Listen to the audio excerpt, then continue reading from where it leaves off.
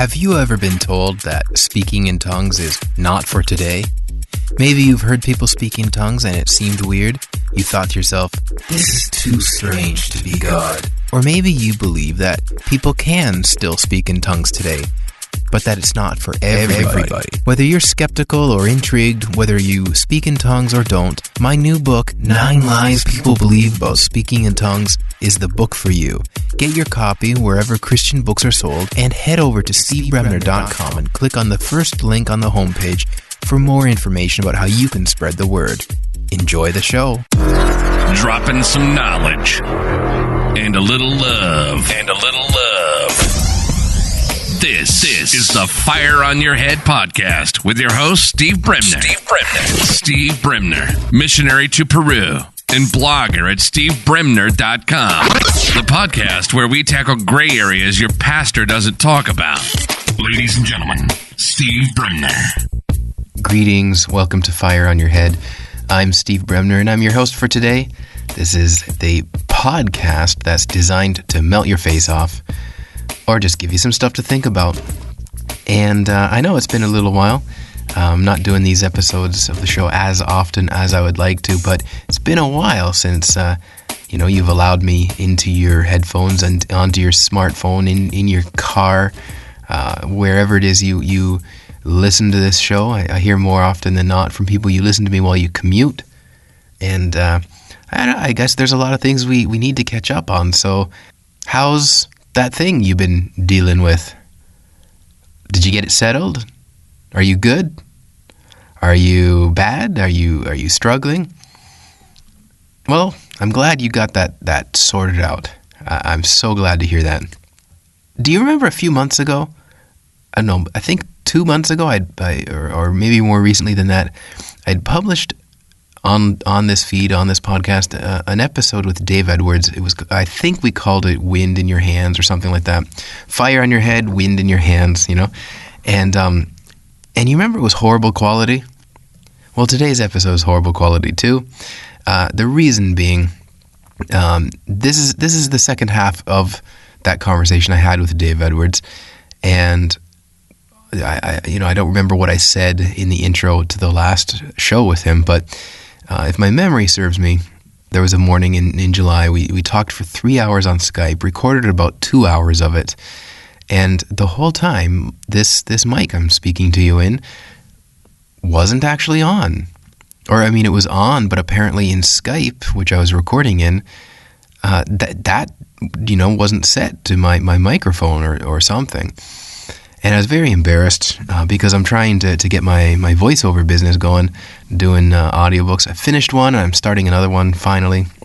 I've had sickness. I've had recently I had laryngitis. You remember back in April, I was really out for the month as far as being able to use my voice goes. As far as sickness and coughing and all that kind of stuff.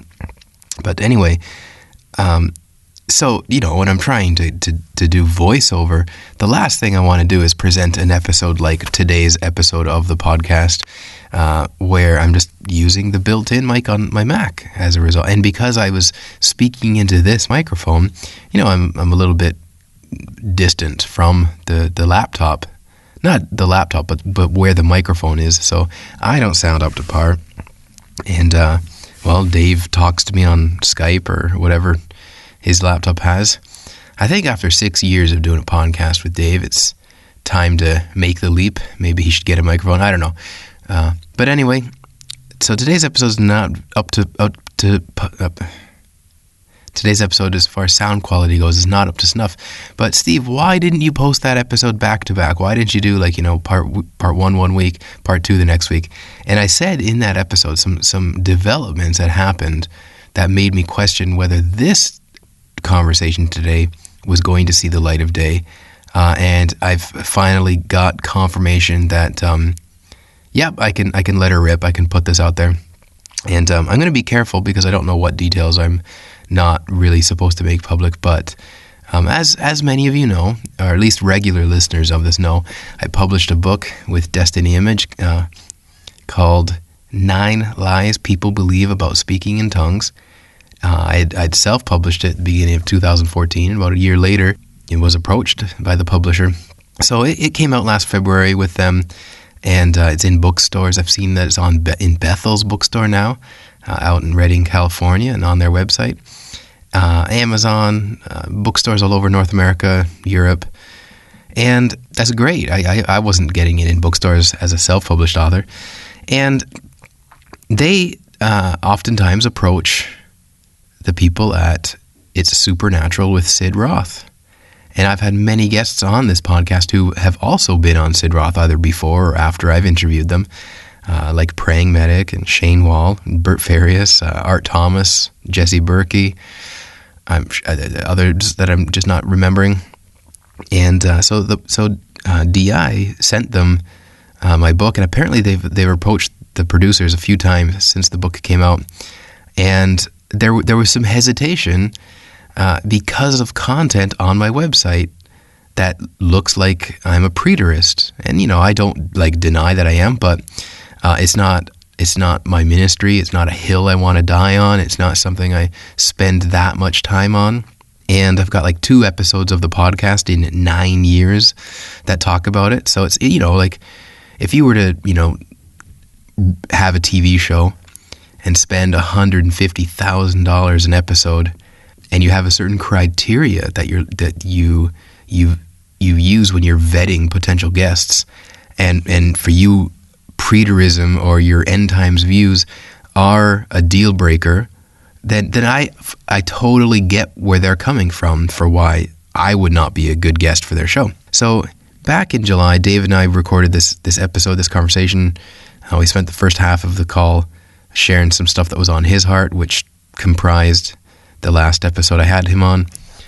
And we spent the second half sharing some of my thoughts on Matthew 24 from a preterist point of view. And if you listen to this podcast, you know that's not the first time I've done that. The last time I did was with James Michael Smith.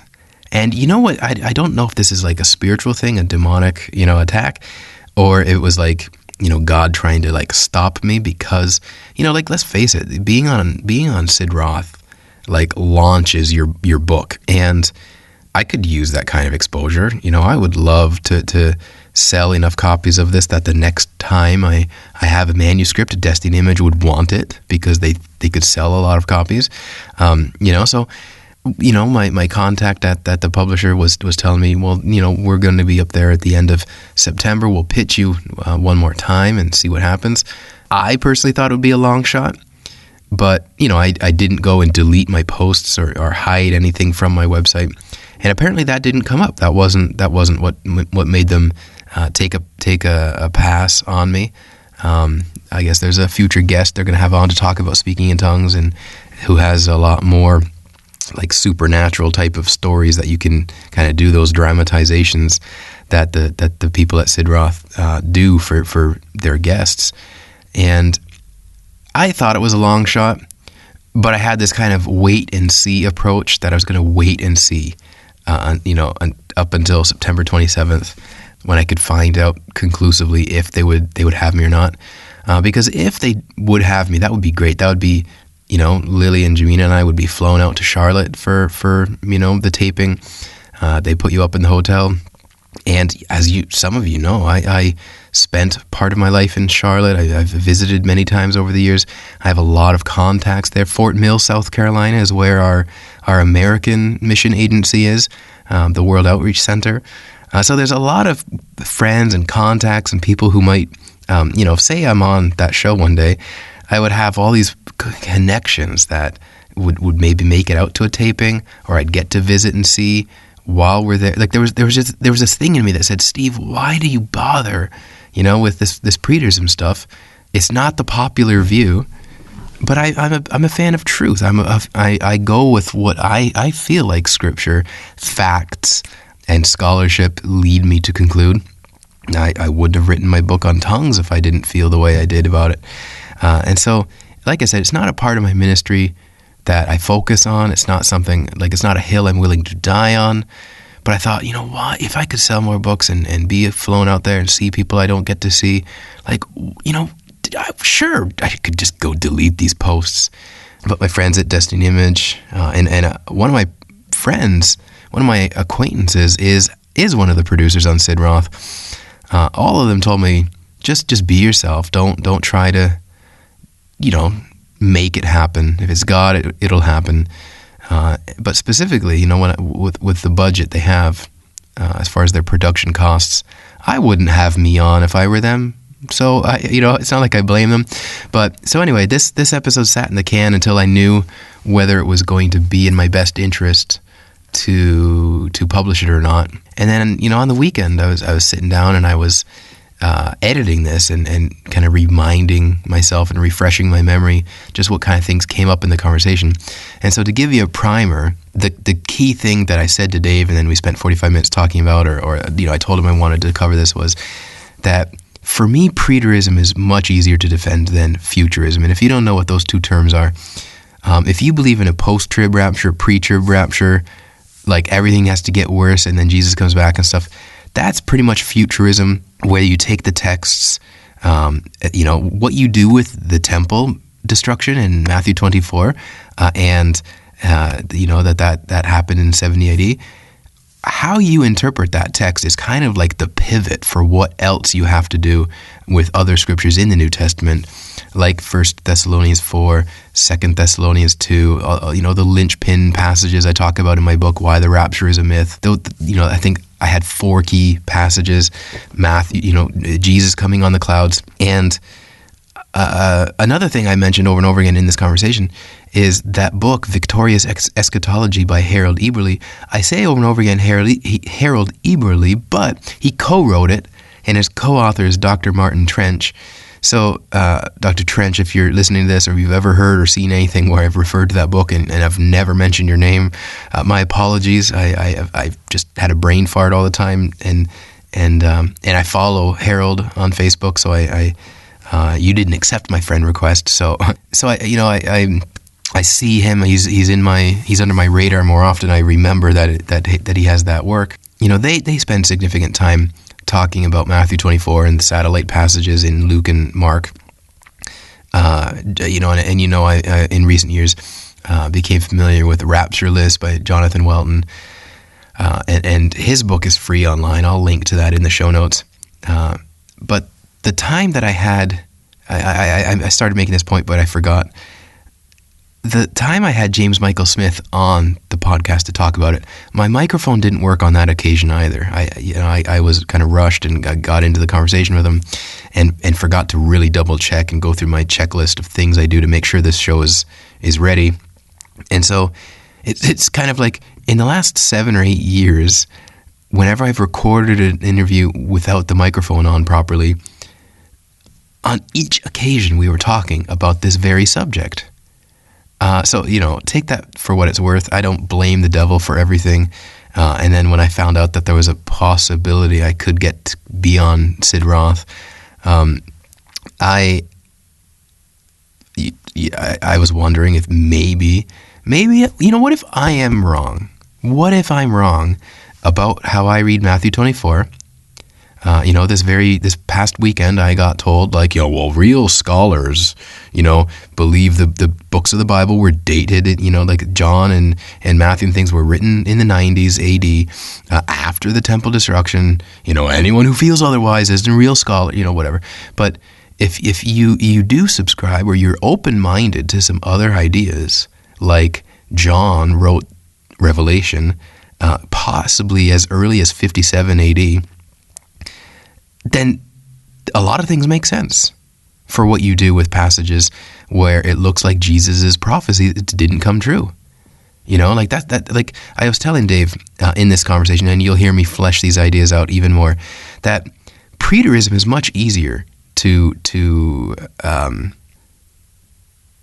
explain than futurism. Like it takes much more to, if I were a betting man, okay, and you presented to me taking passages of scripture and then looking at the past and looking at history and showing how these things were fulfilled and happened, and versus taking passages of scripture and betting on how they have to be fulfilled and how the future is going to go about. Let's face it, logically speaking, it's much easier to defend the past and how the past happened than it is to defend how the future is going to happen, because every so many years, there's all these different prophecies and people who are claiming, this and that is going to happen, blood moons and rapture or whatever. And it does, our take on the end times is always evolving based on new events, based on, that it's 2016, we're still here, and late great planet Earth of the 70s didn't really happen the way it was supposed to. So that was the premise of today's discussion and all the other kind of tributaries we sailed down. And it's not my desire to make this episode, this introduction to the episode too long, too convoluted. I just wanted to give some background for why it's taken so long to get online. And if you were listening to that episode and I said, the second part isn't going to see the light of day, now you know why. And I've decided to let it see the light of day.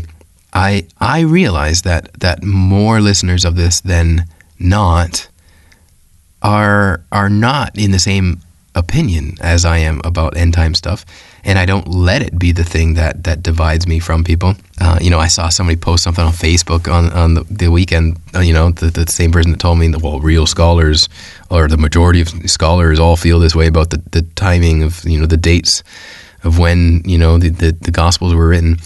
But like, if you're open-minded, you have ears to hear, you have eyes to see. I just, for me, there's missing pieces of the puzzle, but like fewer pieces missing compared to some other eschatological views. And I'm not an expert. I'm not a theologian. I just read some of them, and so we went down that path, and some key passages I don't want to repeat, because that's the point of the conversation you're about to listen to. So I hope you enjoy it. Give us some ratings, reviews on Amazon, on iTunes. You can do Amazon for my books if you want. That helps too. And with regard to iTunes or Stitcher Radio, Google Play Podcasts, whatever, wherever you're listening to this, if you want to show some love and leave a review, or at least rate us and say what you think, that will help. That I would love for this to have more influence than it does. I mean, like I said, I think the last episode, I'm standing in my sound booth, which is basically my padded closet with acoustic foam, a couple $100 microphone. I don't have some studio. I don't have this like large following, but I enjoy this, and many of you keep letting me know you enjoy it. So anyway, I hope you enjoy this conversation, even though I'm embarrassed about how the quality turned out. The conversation, the depth of what we talk about, for me is worth it. I think I could stomach the poor quality just because of what we talked about, and some stuff to think about, and fire on your head.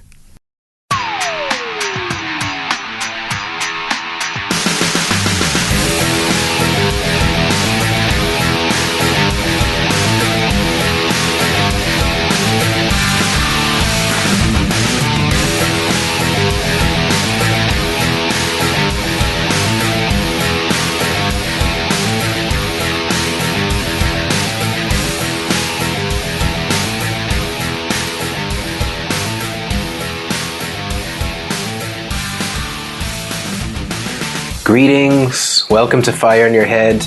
This week I've got Dave Edwards on the podcast again. And a long time no see, David. Well, we've been staying in touch. We're still good friends. Right. That's kind of a joke, because this is the second that we've recorded in one morning, this fine yes. July morning. It's morning for me. I guess it's maybe noon for you, right? Yeah, just right at lunchtime.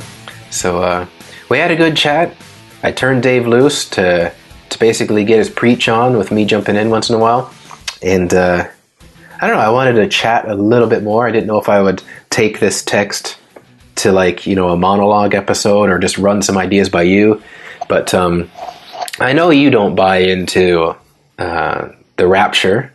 I know you're at least post-trib, but I don't know if you've been on a similar journey as I have been over the years.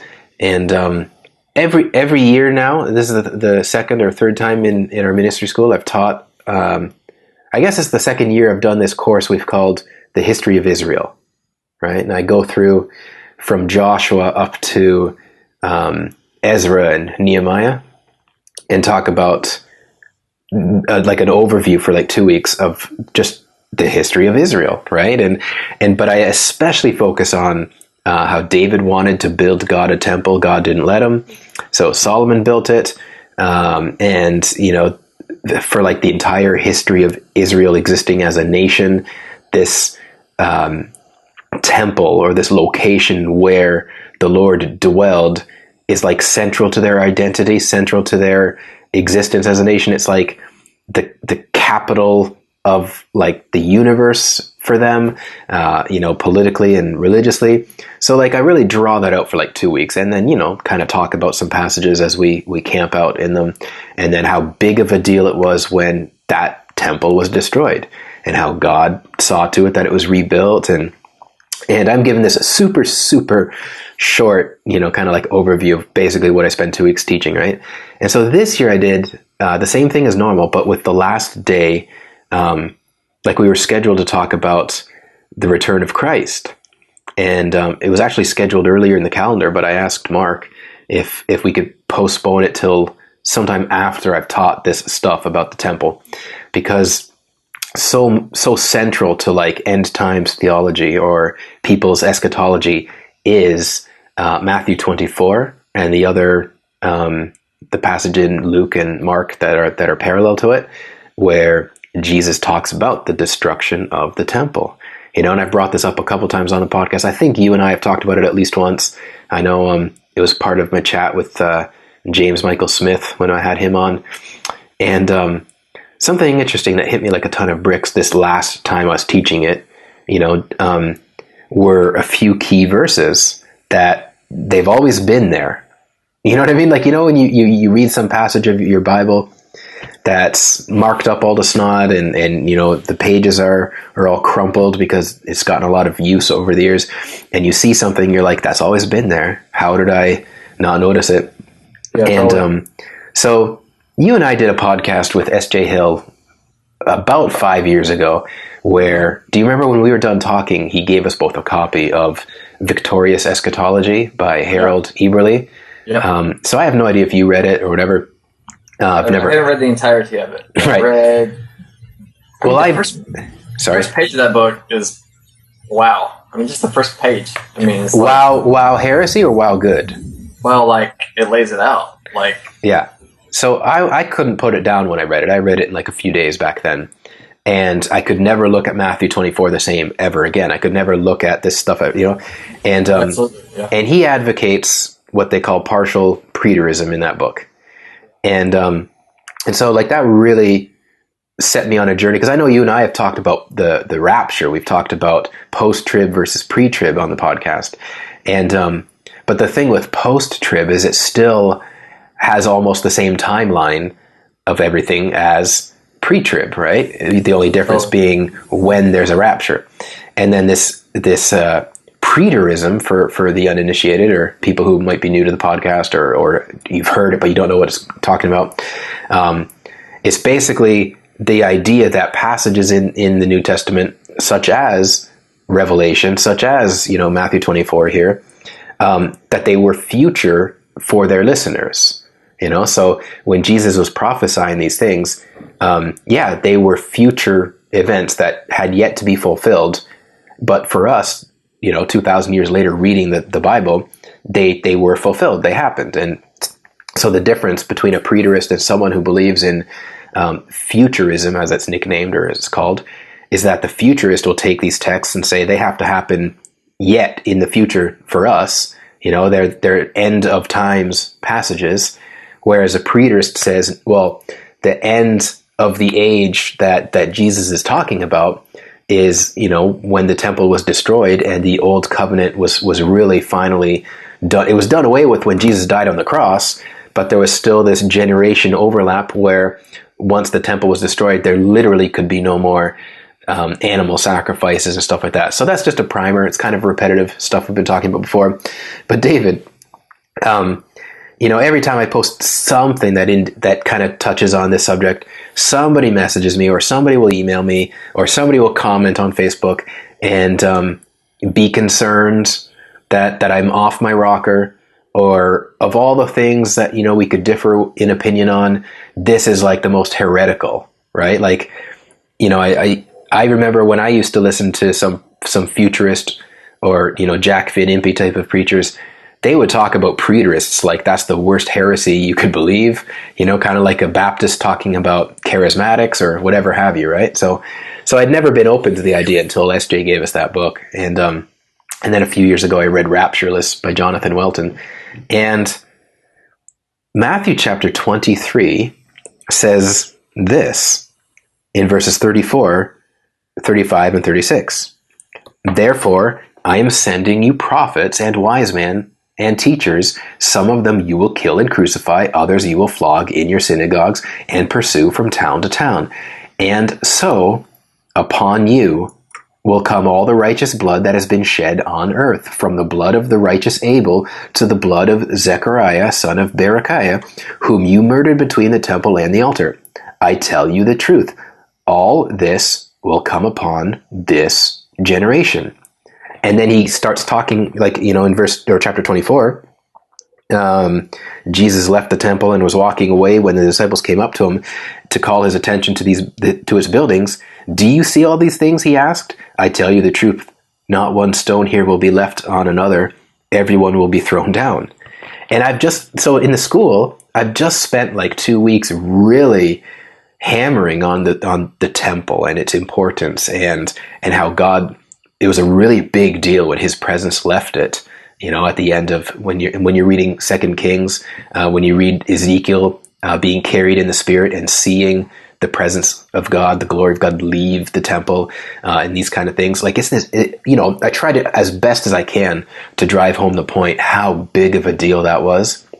And then that, like 70 years later, God brings a remnant back to Jerusalem to build it, and I show them how it was like supernatural and God protected them and had kings work in their favor, and the enemies of God, the surrounding nations, didn't dare bother Israel after that because they saw the hand of God, helping them build this temple and stuff. And so then here comes Jesus, who is like the Messiah, basically say, yeah, this building is going to be blown to smithereens. You know what I mean? Like totally. when you read the Gospels and you read the parables, some stuff like that might not really hit you so fiercely when you read them. But here he just said all these things that are going to happen upon this generation, and he goes into detail. And Harold Eberle basically says these first three questions, that the disciples ask him, the first two apply to the temple, and the third to his to like the final generation. And I remember when I was talking with James Michael about this, he made this good point, like, well, how do you know where in the text to stop and divide it and say, oh, this first 2/3 are the first generation and the final third is in the future still. And so like a full preterist would say it's all past, it all happened.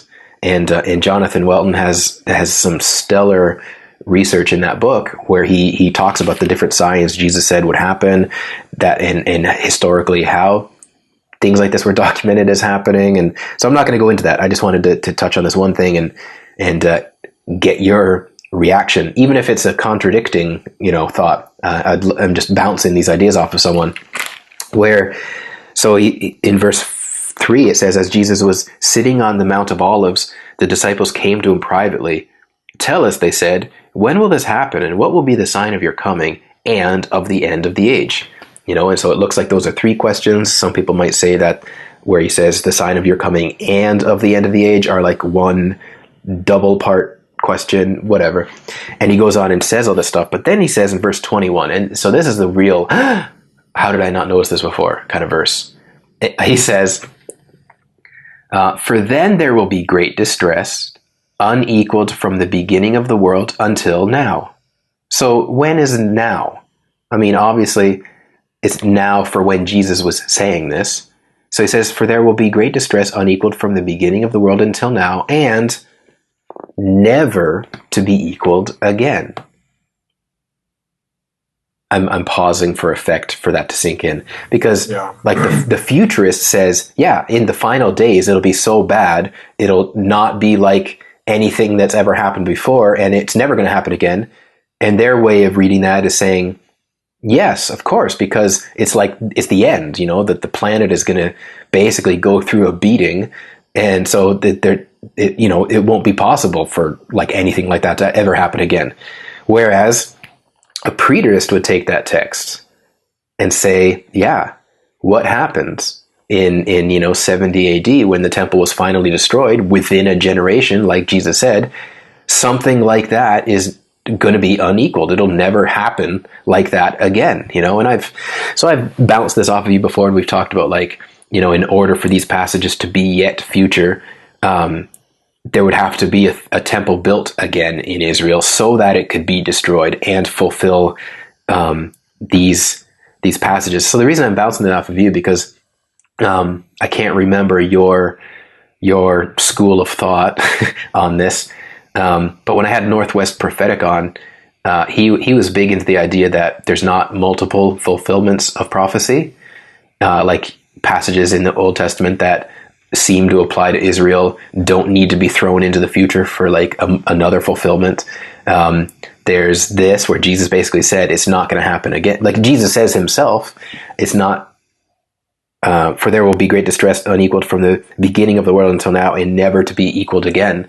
So even it seems like in Jesus' own words, when he's talking about this generation and this stuff will not be equaled again, it's like he's basically putting some limits on the possibility this could have a multiple fulfillment.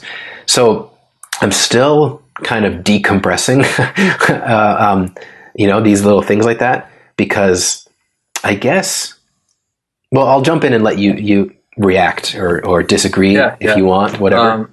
I got a list of notes from everything you said, so I'm going to try to track. But the biggest, and this is, eschatology is constantly changing, expanding, and being upgraded. I mean, it says the apostles and prophets are the foundation of the church, and that they're the key figures in the fivefold ministry. So you can't have a true expression of evangelist, pastor, or teacher if there's no apostle or prophet present. Right. And so, unless you have the foundation of the church in place in the fullness of understanding, a lot of these things are going to be weird, or they're in a constant state of discovery, as the church is in the constant state of realizing her fullness in Christ. A. B. My biggest breakthrough in some of these passages and just has come when I was doing a project work for Leif Hetland on kingdom worldview. And so, a real quick definition for worldview is it's how you see yourself, it's how you see God, it's how you see your environment, and it's how you see others. Now, that's your micro-reality. So for you, if you're looking at the world as a whole, you're viewing it through the lens of the way you see life. That doesn't mean it's actually how it is. So if you were to view life from a bigger perspective, it will look totally different. If I were to tell you this, and this is an anecdotal syllogism, I think it came from Jonathan Wilton or someone. If I were to tell you that it's cold in England and that cotton doesn't grow where it's cold, and I asked you the question, does cotton grow in England, how would you respond? Well, I wouldn't know if you're telling me the truth or not. I could ask Mark and Anna Burgess or somebody from England what they think of that statement, or Well, at point value, if I were to give you two facts and then I would ask you what the answer is, what would you say? I don't know. I'm confused about what you're looking for. It's not a trick question. So most people, if I say it's cold, cotton doesn't grow where it's cold in England, they would deduct. So the implication is, well, then cotton doesn't grow in England. I get it. Yeah. Okay. So that's the way someone with a Western worldview would answer. Someone with the Eastern worldview would say, I don't know, I haven't been there. So for them, experience trumps knowledge. Right. Experience Gotcha. trumps information, right? So you have a worldview of time. Our society is based on logic and reason. I don't know how much of this I mentioned before, but logic and reason develops a linear view of time. You view time as a timeline, right? Like you're looking, you got the point, and then you got an arrow going out into infinity. So you read something like Matthew 24, and you're trying to figure out how to break down these passages according to your linear worldview. Not realizing that you even have a linear worldview, because why in the world would anyone else have a different view of time? Especially the people who wrote the Bible. Oh, wait a minute. They did have a different view of time. The Hebraic view of time is something that spirals upwards. So you can think about a tornado or something like that. And you know that, so it's making these circles as it's ascending upwards. Does that make sense? Yes. And so you can have the same point on different circles. So the same event can happen over and over, but it's going to be an expanded, more full event. Okay? So you have Hebraic culture present in these writings. What other culture do you have? Hellenistic. Now, logic and reason did come from Greek understanding, but at the time this was written, their view of time wasn't looking downstream to see where the water's going. It was looking upstream to see where the water's already been. That's how they viewed the future. So you have a couple of different things happening in these passages. You have this understanding of time. When they're asking Jesus the question, and he's answering the questions, you have this worldview that's present that Western society doesn't really even understand. But what they're trying to do is break down all of this stuff and put it in the timeline. This is when this happened. This is when this happened. This is when this happened. When the whole construct of it isn't even from that approach or way of living life. What is the fulfillment of this?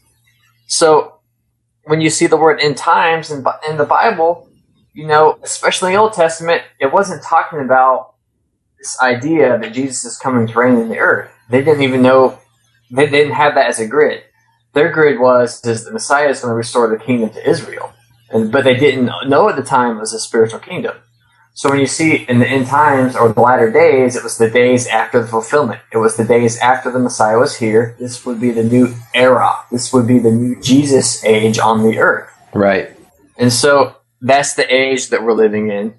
Now, it's not necessarily pointing to something way off in the future of, oh, those are the end times. How come it's been 2,000 years and we're still in the end times?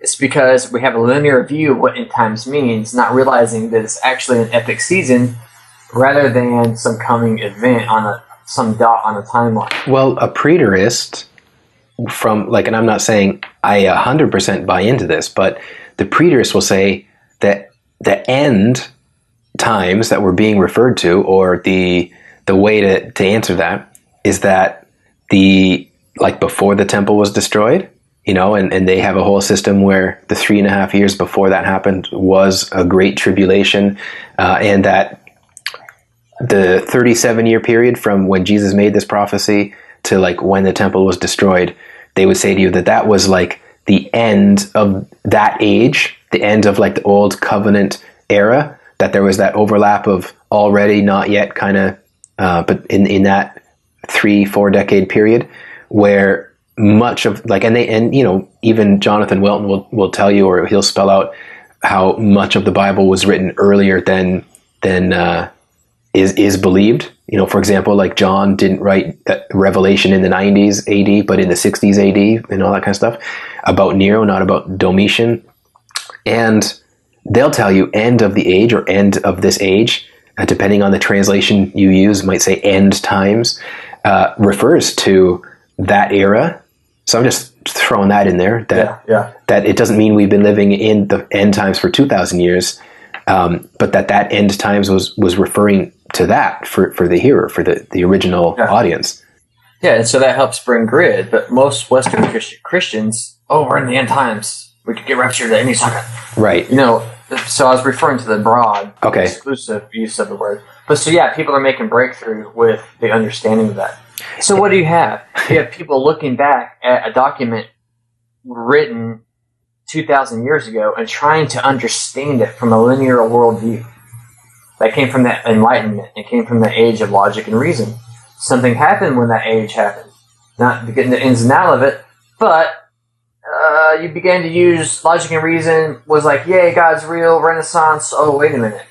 What if God isn't real? Oh, let's go to science and all this stuff.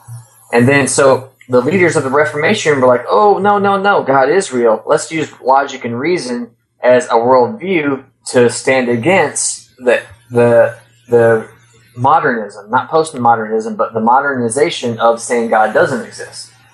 So it brought out apologetics and it brought out polemics as this amazing thing to that was needed and helpful to present a Christian worldview, but it was missing something called the supernatural power of God. So what happened is coinciding with this is the biggest revival the world's ever seen for 200 years, called the First and Second Great Awakenings. So you have a Christian think taking place that's trying to dispute in the universities. It's not really filtering down to society. Society is getting rocked by the Great Awakenings. It's having signs, wonders, miracles, massive conversions, massive salvations. However, the people going to universities and seminaries are getting taught by the Christian think tank. And they become the leader of the next generation of those impacted by all the revivals, and all of a sudden the supernatural element begins to fade, and you're viewing the Bible and Christianity with an unsupernatural worldview, and all of a sudden the supernatural is only at the beginning in the Bible, and it's only at the end, but we're the poor souls in the middle who got the short end of the stick. Those other people let Jesus love more because he showed power there, and he'll show power in the millennium, but right now we got the Bible to kind of help us just get through this life. We can't experience what happened in it because it's sealed, but we can read, because you're looking at the whole thing from this worldview that kind of blew up during this time of the world then was very turbulent. Not more than we're seeing now, not technology-wise, as bombs and all that stuff, but it was turbulent. Well, do you know, can I jump in there just quickly? Yeah, absolutely. Do you know that there's people who are full preterists? I'm in a few Facebook groups and stuff like this, who they are also cessationists because of the way they feel you have to logically follow out full preterism to its conclusion. That would mean all these other stuff too that the original church were doing in that generation in up to 70 AD and when the apostles all died off and stuff. So I'm saying, I know full preterists who, because of the way they take this view to what they feel is its natural conclusion, are also cessationists for point of view that all these other things would have only been for that era or epoch as well, which for the life of me, I can't figure out how you do that because they're compartmentalizing dispensations based on a linear concept. Well, I think so, maybe. I have to think about that. But what I notice is it falls in, for me, full preterism falls in, if it goes to where cessationism is concerned, it's the same picking and choosing of how do you know this was for that generation and not ever again, and which things are, what do they call it? Normative and only for that generation stuff. I feel like it's the same error as some other doctrinal errors make, so it's I can't give in to full preterism. And I know there's some full preterists who are charismatic or believe in the gifts and stuff like that, and but it's just interesting. I've been looking into some more of these things, and full preterism I can not give into. Partial, yes. I don't know what these guys full or partial do with 1,000-year millennium. They say it's not a literal. Well, how come it says 1,000? I don't know. There's things like, okay, so if this was past and it happened, a few things, where in history did it happen, or what's the explanation? So I have issues with it, but it's I find looking. Here's a note I wrote down a week ago. Preterism is much easier to prove than futurism. Proving what has happened and looking at the past is a heck of a lot easier to do than insisting on how the future will unfold. You know what I mean? And it seems weird to me that futurism, which for me is all of the pre-trib, post-trib, mid-trib, these different doctrines, they're in the general futurism camp. It seems odd to me that people can tenaciously insist on how the future is going to be when it's still something none of us know for certain. They don't even believe in prophecy. Sometimes that's the case too. So it's I was just thinking, sometimes while I'm teaching this stuff in the class, I'm going, crap, why don't I have a tape recorder or something for, stuff that's, and I found myself saying, you don't have to agree with me, because these 5 students I was teaching this to, 2 of them were really kind of like, yeah, well, what do you do with this? What do you do with that? And the other 3 were like, let me take notes. Let me think about this, And I remember saying, you don't have to agree with me. You don't have, I'm not going to convince you in one Thursday morning that I feel this point of view is the easier of the options to defend. But you have to admit, logically, explaining stuff in the Bible and how events in the past have already fulfilled them is much easier to do than defending vociferously how the future is going to unfold. A futuristic theory. Yeah, because you said a moment ago, like eschatology is kind of like this ever-changing thing based on whatever's going on in the world. People are always changing their mind about when the Antichrist is, who's going to be the Antichrist. I've heard it was Clinton. I've heard it's Obama. I've heard, they talk about, the Brexit. That kind of throws a wrench in the 90s, early 2000s. I heard all the time about how the European Union is, going to lead to this globalization and all this kind of stuff. So what do you do? Linear worldview. Yeah, and what do you do with the fact, okay, well, now you've got a nation that's getting out of that. And maybe it looks like at this time Italy might be next, or, what do you do with this thing that's supposed to encompass the whole world that it looks like maybe is going to fall apart? So there's things where it's like whatever's going on in the world makes some of these people change some of the steps along the way, whereas preterism, you look backward and go, okay, I can see how stuff that happened later was future for the listeners and came about exactly how Jesus, said. But anyway, like I'm kind of at a loss for words because I'm still decompressing this stuff with you. Well, remember, all these isms create schisms. Like I couldn't tell you what I am. I'm a heaven on earth. I mean, right. It's there's theology and mysterion. Theology is informational study. Mysterion is experiential. It's where we get the word mystery, or where we get the word mystic. You need theology and mysticism if you want to understand God. It's the same thing as saying the word and the spirit. You're trying to understand spiritual things, like we mentioned in the previous podcast. From an earthly perspective, it's not going to make sense. You're going to end up with all these charts and graphs of everything that's happening. Like lately when I'm reading Revelation, I'm like, whoa, John's in heavenly places. Wow, I want to experience that. Or you can experience that. But wait a minute. You're telling me I can't have a mystical experience with Revelation. The only thing I can have with Revelation is a theological experience of, okay, well, this is how God's going to judge the earth. Well, you're breaking it in half. Where do you draw the line, like you said earlier? In the Hebraic concept of time is everything spiraling upward. That's why I do believe, I might differ with Northwest Prophetic on this, I do believe in multidimensional fulfillments of prophetic statements, because everything in the Hebraic mindset was spiraling upward into bigger fulfillments. That doesn't mean it happens with a linear concept of how things are going to unfold. It could be bigger and brighter. You said Elijah was going to come, and then Elijah was John the Baptist. It was totally different, but a bigger fulfillment of what people thought were coming, according to the very words of Jesus himself. Something else you said I wanted to touch on, which was, it has to do with the worldview of who is God. If you're getting your worldview from theology, but not from experience, you're going to end up with a much warped picture of who he is. If you're getting your theology from experience, or if you're getting your relationship with God from experience, but you have no theology, then you might end up a little cuckoo. So right. It's that divine balance where both enhance each other. Is God good? No, he's absolutely not. He judges, because I read in the linear thing in the Bible that says he does this, this, this, and this, and this. Well, let me ask you a question.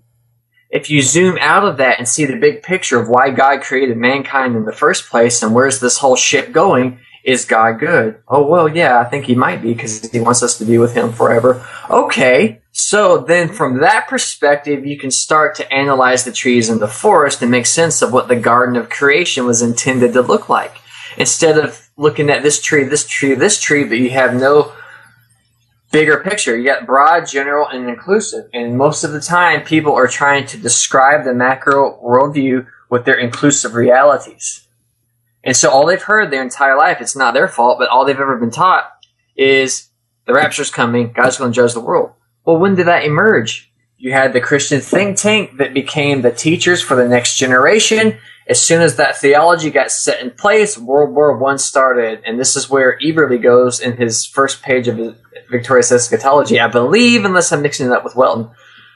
All of a sudden, the worldview went from hopeful to, oh my gosh, I have a theology where the generation was taken out, or the supernatural was taken out the previous generation, so I have no concept for the supernatural because I think it's passed away.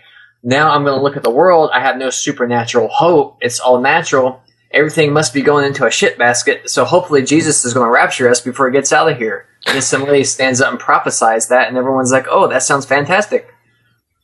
Right. When, if you look at the bigger picture, we described this in the previous podcast, we are designed to be the antidote. We are designed to be the answer. Jesus was the answer when he showed up on the scene. But it came in a spiritual and theological way, not just in a natural, earthly way. But we're still looking at the Bible from natural means because we don't think we have access to a supernatural understanding because it's either for the beginning or the end, and we're caught somewhere in the middle.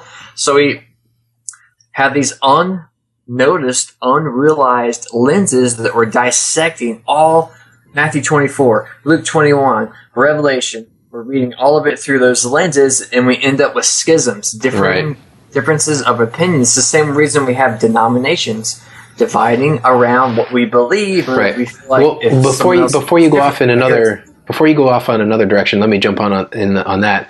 Like last week in my class with these 5 20-somethings, when the one girl said to me, "Yeah, well, what do you do with?" Jesus said one would be in the field, one would be taken, the other left, and I said, okay, why, like the way I answered the question was I start off with this. I said, why are you certain that that's talking about a rapture?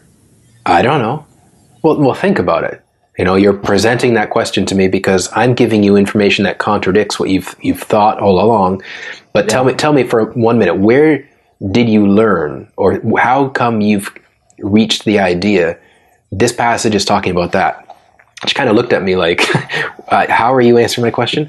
And I basically said, just think about it for a minute, and to borrow from Welton, by and large, Western, or, when I say Western as in like, South and North America, but this is definitely more prevalent up there in North America. Mark said something the other day, like, when I was talking to him about this and warning him that people might come to him and tell him I was teaching Jesus isn't coming back, because that's what happened last year when I taught this. Someone misheard me. But he said, well, the thing is, missionaries from America, they've gone out into the world, and then they've basically also spread whatever doctrines and things they believe and adhere to. So that's why you've got, like, in the jungle and stuff, Peruvians or Shipibos who believe rapture and stuff that, like, for me and you is obviously not, Mark is pretty much in agreement with me and lets me teach these things in the school. And so I just basically tried asking, well, why do you believe this? Why do you think this passage is talking about that? Like, where along the line did you learn to read this passage that way? And like Welton says, we've been conditioned to read a lot of the New Testament when it talks about this stuff. We've been conditioned to think of it all as yet future, throw it all in the future, and by and large, there's just a lot of futurism in kind of Western theology. And I don't know if that was a satisfactory answer for this student, but that was the way I answered. I said, I don't think it's talking about a rapture. Here's why. I think when Rome invaded and attacked Jerusalem, they would kill one and leave the other, that this passage is talking about that, and being taken was a bad thing. That's not about a rapture. But I started answering that question by saying, why are you so certain that's what this is talking about? Why, and I find myself, whenever I'm talking to someone who thinks like I'm in error or heresy for even entertaining preterism, because every time I talk about it on the podcast, somebody will message me and with their concern, how come you're so smart in this area, Steve, or I totally get what you're saying about tongues, but seriously, preterism? Like I have that kind of feedback. That's just crazy. And it's but just to finish that, give me 20 seconds. Yeah, you're fine. I say, but how come you're so certain the future will unfold the way you think it will?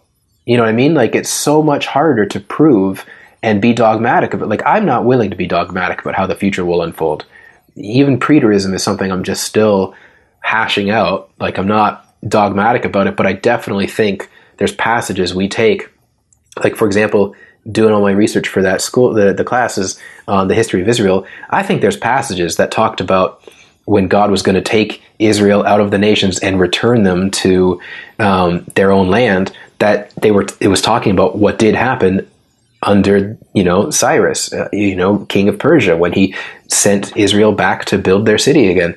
And then I think we take passages that have been fulfilled and say, no, they still have to happen in the future. And I've never been able to understand how come people know that. How come people conclude that? How come people are certain of that? And then as well, if we just let these passages fall into place, for me, it's like the preterism puzzle doesn't fit perfectly, but there's fewer pieces missing from the puzzle for me, as opposed to some futurism things where people have their charts all figured out. I'm like, how come you're so certain of that? Where does that, I feel like people begin with the premise that futurism is the way to read the text, and so they read their text this way. You know what I mean? Yeah, so anyway. It's the preset lens that you're unaware that you're viewing the Bible through. You're unaware you're viewing God through. Right. If you're to change how you saw God, it would change how you read the Bible, and it would change what you think His plans are for the earth and how He's going to go about interacting them. I mean, is it... What I see the other day, the enemy knows the Bible the best, knows the Word the best, but he's still damned or something. I don't know what their quote was. But if you're only focusing on that, if you're getting your mysterion from your theology, but you're not getting any of your theology from your mysterion, or from the inspiration of the Spirit and the stuff that you're actually encountering yourself, then you're going to be warped. You're going to be skewed, you're going to be off center. And what is the word rapture? We've said this countless times on the podcast. Rapture is the Greek word ekstasis. It's the same word as the word trance. It has nothing to, it is talking about a mystical experience, not a theological doctrine. It's the mystical experience that Peter had when the sheet came down from heaven, revealing that Gentiles were partakers of the gospel. And so, so we're all going to go into a trance while Jesus judges the earth? I mean, you know what I'm saying? Like, what are you... Right. That's another I'd rather thing. be in a trance than have the blood fill up to the horse's bridle and all this stuff. And then if you look at Revelation, Genesis and Revelation, now this is kind of where I lean on this. I'm not super dogmatic, but it's both of them, from what I've studied, follow along Hebraic storytelling. Hebraic storytelling gives you the micro view, and then it zooms out and gives you more detail. And so you see it, because there's two creation accounts in Genesis, if you read closely. And it's like, what? Some people think there actually are two and all this stuff. But in my opinion, the first one kind of gives a little bit of micro detail, and then it fans out and shows you what the bigger picture is. Exactly. It's kind of like if I said to you, hey, so like a bunch of us went out dancing last night, and some guy hit on my wife. And you say, what? Wait, what? Tell me again? Or give me more detail? And so I go, okay, so last night we went out dancing, this song was playing, and this was happening, and I go into more detail. Nobody in their right mind would go, so Steve, did you go out dancing twice last night? Yeah. No, yeah. I'm just elaborating on the first, I kind of bring it up the first time, and then I elaborate when you ask me kind of like, what happened? And I go into more detail. Like, nobody would think I'm saying, this happened twice, right? Yeah. So I don't understand how that accidentally happens so easily with Genesis. But anyway, go on. Well, they have the same thing in Revelation. People try to time chart it, and if you just look at it, okay, this story seems similar to something I read like last chapter. It has the same concepts there as well. So you can't read Genesis or Revelation as A, B, C, D, E, F, G when it's a lot of it, and it's the mystery of the kingdom. It's A, L, Q, B, Z, and then you're finally going to figure out the missing piece, which was B. Right. And Jesus has said, it says it's the glory of God to conceal a matter. It's the glory of the king is to search it out, or search out the mystery. But something happens when you search it out. You become the thing rather than just gaining knowledge. The disciples were like, when are all these things, what's the secret? And he goes, for you it's given the secrets of the kingdom, but for them I speak in parables. And the reason being that many call or few are chosen. if the call goes out, who am I going to choose? I'm going to choose the one that actually answer the call and show up. Hey, we're playing soccer. Okay, well, hey, Jack. Hey, Ted. I think I'm going to pick Stanley before. Well, Stanley's not here. I know, but I really like Stanley. So let's just pretend like he's on the field and just, go ahead and pass the ball to him. But it makes, so if you look at the big picture of what's happening and how to just tie it all in together, sometimes I think we get so focused with our microscope of what this passage means and how this is connected to this passage and this passage and this passage. Before you know it, you're so out of context. I mean, you've got the wheels on the bus on top of it and the lights on the bottom trying to steer the thing. I mean, it's like, what's happening here? Think about what you're saying. Did God set it up to do this? Did he set it up for the people in the Bible? He's like, okay, yeah, the written word. I'd love to have my people to have a guide, and the Holy Spirit is going to actually enlighten this guide and show them what it means. So every person has their own individual experience with me. But inside of that guide, the Bible, I'm going to put the fact that you need to have the apostles' teaching, you need to have fellowship, you need to have the breaking of bread, and you need to have prayer. If you have those things, you're going to be pretty safe in what I'm telling you. But the biggest thing is that you know my voice. You don't need any external teachers, but you do need to be in a family. And you need to learn to recognize what I'm saying. And that's not going to entirely come from the Word. It's going to come from your interaction with me and your interaction with others. And then as you go, I'll reveal to you who I am and how I want to impact your generation. You can see how you impact other generations. And when you impact yours, you're going to have a grade for how you want to impact future generations. And again, if you look at that, even if you do put the whole thing in a timeline, it's like, I mean, I think that's part of the reason our world is kind of screwed up today is because you had a generation in North America, in the Western civilization, where after the World Wars, they thought, okay, well, all these dudes must be Antichrist instead of it being a spirit that presents another Jesus. All these, which in my opinion is the real Antichrist that causes Christians to chase after a false god. Wow. Not to go too deep in there. Yeah, because we got to really cut this off because momentarily I need to head out the door, pick up my daughter. For the listeners' benefit, Dave and I have been Skyping for like 3 hours. And my wife is here asking me when I'm going to go. So I don't know if you heard that she did it with her face and her fingers.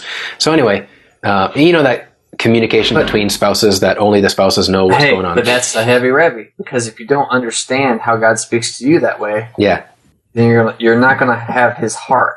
You know what's funny? You're going to misunderstand the end times. In the last episode with you, I was kind of worried. Maybe we shouldn't talk about this. Maybe we'll do a second episode. We don't need very much time, but I feel like we're just kind of getting going, and we could pull more out of each other on this. But for time's sake and our schedule, maybe we'll have to continue on another time. Just like other times we've said things we needed to continue at another time. But this is a big subject. It's one to picture C.S. Lewis and J.R.R. Tolkien getting together in the Eagle and Child pub and discussing. They were discussing the effects of postmodernism, but we're discussing this. This is a journey. And if you're listening and you hear something that, I don't agree with that, I'm going to throw the whole thing out, well, then you're responding in the very way of what we're discussing. Right. The whole point of this is that it's a journey. If you have questions, well, then figure out what the questions are. If you agree with us or disagree with us, don't be like, well, that's heresy. And then text Steve and tell him how wrong he is. Why don't you say, okay, Jesus, what is my worldview? How do I see you? How do I see myself? And how in the world am I reading the Bible? Is it even true reality, or is it just the way I've lived my life? Which isn't bad, but there's just a bigger picture. And I think if you want to understand the end times, the bigger picture is key. Right. Well, bro, I thought we had maybe talk for half an hour about this, but I can definitely see how we're opening up a can of worms. I don't even know how long we went just now. I don't know, but like a typical podcast. Well, I shouldn't say typical because I sometimes do 2 hours with guests, but so yeah, this episode, I don't know, 45 minutes or so. But yeah, man, it's been really fun. Glad we could do this. I'm going to try to post one of these, I think last week's episode in the next week or so. And also invite the listener to check out my other moonlighting podcast gig, the Warriors on the Wall, with I forget their last names, but their names are James, Travis, and Lawrence, and or Larry. I forget what he goes by. But anyway, Yeah, thanks, Dave, for being on fire on your head today. Yeah, dude, totally. We hope you enjoyed today's show. If you'd like to subscribe to the podcast, you can find us in iTunes or on Stitcher Radio, or directly at fireonyourhead.com for more options. If you want to support Steve and Lily Bremner as missionaries in Peru, or find out more about what they do, be sure to head over to their blog at stevebremner.com, or check out Steve's Kindle books on Amazon and leave reviews of the ones you liked. See you next time.